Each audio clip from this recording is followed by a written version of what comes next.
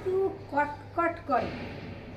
আপনি যখন সিঁড়ি দিয়ে উঠতে যাচ্ছেন, সিঁড়ি থেকে নামতে যাচ্ছেন, হাঁটু কটকট করছে, ঠিক হাঁটুর জায়গাটা ফুলেছে, সাথে যন্ত্রণা করে। বসেছেন, উঠতে পারছেন না, হাঁটু কটকট করছে।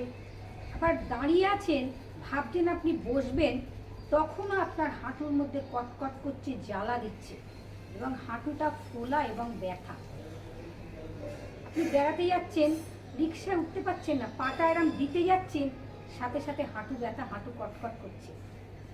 একটা গাড়ি যখন চলে, সেই গাড়িতে তেল না থাকলে গাড়ি যেমন কটকট করে, আর শরীরের মধ্যে ক্যালসিয়াম, প্রোটিন এবং প্রোটিনের অভাব হলে হাঁটুর ব্যথা, হাঁটুর এই সমস্যা দেখা দেয়।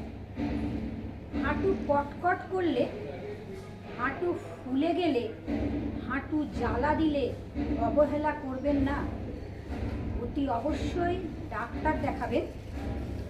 ডাক্তারের ওষুধ খাবেন, সাথে প্রাণায়াম, ব্যায়াম, যোগাসন করবেন, অনেক ভালো থাকবেন, সুস্থ থাকবেন তাতে। কিন্তু আপনি যদি একে অবহেলা করেন, আপনার হাঁটুর যে হাড় আছে সেই হাড় ক্ষয়ে যাচ্ছে।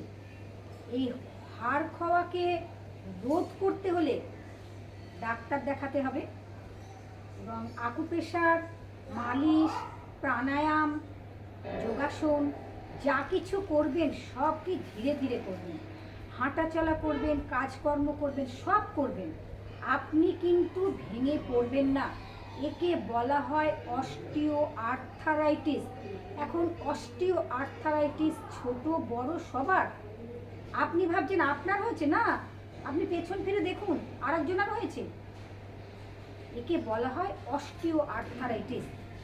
এটা যে কোনো বয়সের হতে পারে। এখন যে বার্ধক্যজনিত কারণে আপনার হাঁটুর সমস্যা হচ্ছে তা কিন্তু না, যে কোনো কারণে এই সমস্যা দেখা দিতে পারে। চিন্তা করবেন না, ভেঙে পড়বেন না, ডাক্তার দেখাবেন, ওষুধ খাবেন, সাথে যোগাসন, প্রাণায়াম, ব্যায়াম করতে কিন্তু একদম ভুলবেন না। সব কিছু করবেন, সব কাজই করবেন, যা কিছু করবেন ধীরে ধীরে ধীরে ধীরে করবেন। আপনার পা কিন্তু জোরে নিচ্ছে না, জোরে সাথ দিচ্ছে না, করুন না ধীরে ধীরে। আপনি বিছানায় বসে, অধিকাংশটাই বিছানায় বসে প্রাণায়াম করবেন, আসন ব্যায়াম করবেন। যদি আপনি মেঝেতে বসে করেন, হাঁটুর তলায় একটা ম্যাট দেবেন, চাদর দেবেন, টাওয়াল দেবেন, ডাইরেক্ট যেন হাঁটুটা যেন মাটিতে আপনার চাপ না আসে। দেখুন আপনাদের আগে কি কি এক্সারসাইজ দেখাবো। এই এক্সারসাইজগুলো করলে আপনার অতি অবশ্যই হাঁটুর জন্যে প্রথম এক্সারসাইজ, একটা চেয়ারে বসবেন, বসে ঠিক দেয়ালে পা রাখবেন এইভাবে, হাঁটুর তলায় দুটো হাত রাখবেন, সাপোর্ট দেবেন হাঁটুকে। আপনার হাঁটু কিন্তু 1 মিনিট এটা নেবে না। যখনই আপনি সাপোর্ট দেবেন তখন আপনার হাঁটু নেবে, নাহলে হাঁটু ব্যথা হবে আপনার। 1 মিনিট রাখবেন। এই এক্সারসাইজগুলো দিনের মধ্যে 2বার 3বার করে করবেন। যখনই সময় পাবেন তখনই করবেন। আর এটাকে যতটা আপনি সময় দিতে পারবেন ততটাই উপকার পাবেন। দেখে নিন ভালো করে। 1 2 3 4 5 6 7 8 9 10 11 12 13 14 15 16 17 18 19 20 21 22 23 24 25 26 27 28 29 30 31 32 33 34 35 36 37 38 39 40 41 42 43 44 45 46 47 48 49 50 51 52 53 54 55 56 57 58 59 60। ধীরে ধীরে পাকে দেখে নিন, আমি ধরে রেখেছি কিন্তু হাঁটু কিন্তু আমি ধরে রেখেছি হাত দিয়ে।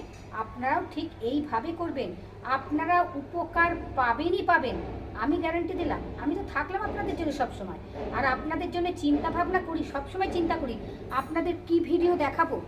হাঁটুর ব্যথা, কোমর ব্যথা, সুগার, থাইরয়েড, প্রেশার, যে কোনো রোগের জন্য সবসময় মাথার মধ্যে পরের দিন থাকে আমি কি ভিডিও তুলব, যাতে মানুষ উপকার পায়। আপনাদের জন্য চিন্তা করি প্রতি মুহূর্তের মধ্যে করি বলেই দেখবেন প্রতিদিন ঘুরিয়ে ফিরিয়ে আপনাদের সামনে আমি নিজে ভিডিও তুলি, নিজে এডিট করি, সবটাই নিজে করতে হয় এবং চেষ্টা করি আপনাদেরকে উপকার যাতে আপনারা পান। আপনারা ভালো থাকলে কিন্তু আমি ভালো থাকবো, কারণ আপনারা আমার ভিডিওটা দেখবেন, আপনাদের জন্য আমি সব সময় থাকলাম। দেখে নিন, বাঁ পা এইভাবেই রাখবেন, বাঁ পা, আর ঠিক দুটো হাত হাঁটুর তলায় দিয়ে দেবেন। 1 2 3 4 5 6 7 8 9 10 11 12 13 14 15 16 17 18 19 20 21 22 23 24 25 26 27 28 29 30 31 32 33 34 35 36 37 38 39 40 41 42 43 44 45 46 47 48 49 50 51 52 53 54 55 56 57 58 59 60। হাঁটুর তলায় হাত, ধীরে ধীরে ধীরে ধীরে, খুব স্লো, আস্তে আস্তে আস্তে আস্তে করে পাটাকে পা জায়গায় রেখে দেবেন। দেখে নিন পরের এক্সারসাইজ।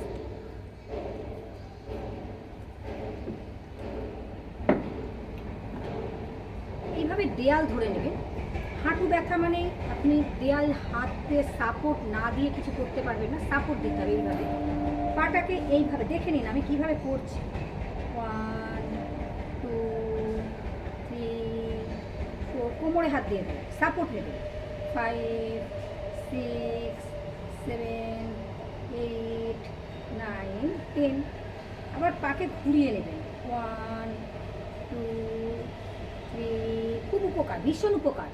4 5 6 7 8 9 10। উল্টে যাবে আবার উল্টো দিকে। 11 12 13 14 15 16 17 18 19 20।